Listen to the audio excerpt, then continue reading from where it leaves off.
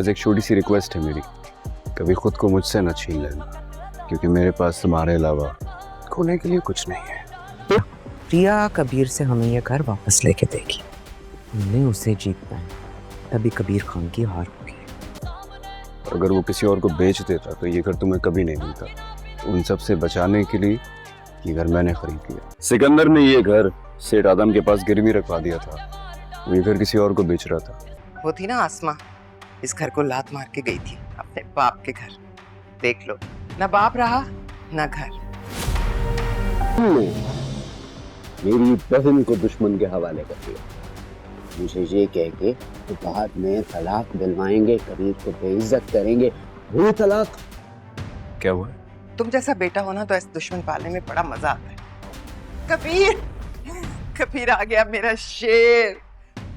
दुश्मन के सामने सीसा पिलाई हुई दीवार हो तुम कबीर।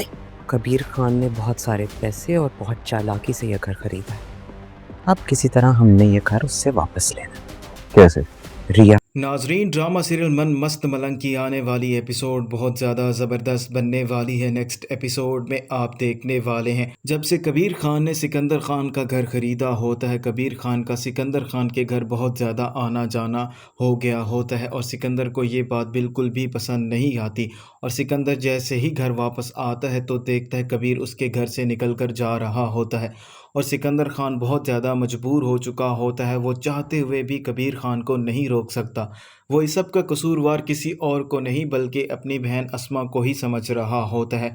वो घर आएगा और अपनी बहन अस्मा पर बहुत ज़्यादा गुस्सा करेगा और अस्मा से कहेगा, ये सब तुम्हारी बेवकूफ़ियों का नतीजा है। तुमने मुझसे यही कहा था हम अपनी बहन रिया की शादी कबीर खान से करवा देते हैं और उसकी तलाक करवाने के बाद कबीर खान को बदनाम करेंगे और उसे बदला ले लेंगे। मैंने तुम्हारे कहने पर रिया की शादी कबीर खान से करवा दी और हम अभी तक तलाक भी नहीं करवा पाए और अब उसने हमारा घर भी हासिल कर लिया है और वो जब चाहे हमारे घर आ जा सकता है और हम उसे रोक भी नहीं सकते। तो अस्मा अपने भाई सिकंदर को कहेगी, तुम्हें ज़्यादा गुस्सा होने की ज़रूरत नहीं है, मैंने ये हल सोच लिया है, हम ये घर बहुत जल्द वापस लेने वाले हैं। तो सिकंदर खान बहुत ज़्यादा हैरान हो जाएगा और वो अपनी बहन से सवाल करेगा, ऐसा कैसे मुमकिन है? तो अस्मा उसे बताएगी, कबीर खान ने बहुत बड़ी चालाकी के साथ और बहुत ज़्यादा पैसे खर्च करके हमारा ये घर ख़रीदा है और वो ये घर रिया के नाम करने वाला है। मैंने खुद उनको बातें करते हुए सुना है और हम बहुत बड़ी चालाकी के साथ रिया के ज़रिए कबीर खान से ये घर हासिल कर लेंगे।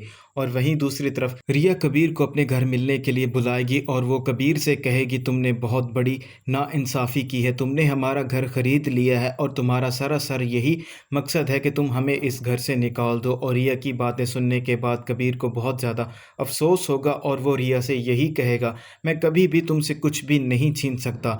तुम्हारे भाई सिकंदर ने ये घर गिरवी रखवाया था और वो ये घर बेचने वाले थे और जैसे ही मुझे ये बात मालूम हुई मैंने फ़ौरन से जाकर ये घर ख़रीद लिया है और मैं नहीं चाहता ये घर बिक जाता और आप और आपके घर वाले यूं दर बदर भटकते रहते। मैं तुम्हें इस बात की गारंटी देता हूँ, मैं कभी भी तुम्हें कोई नुकसान नहीं पहुँचाऊँगा और ना ही तुम्हें इस घर से निकालूँगा। मैं ये बात बहुत ही अच्छे तरीके से जानता हूँ, तुम्हारे बाप की यादें इस घर से वाबस्ता हैं और तुम्हें इस घर से बहुत ज़्यादा लगाव भी है। कबीर खान रिया को घर के पेपर्स दे देता है और उसे यही कहता है, अब से ये घर तुम्हारा हुआ। मेरे लिए इस घर से ज़्यादा कीमती तुम और तुम्हारी मोहब्बत हो। मेरे लिए ये घर बिल्कुल भी मायने नहीं रखता।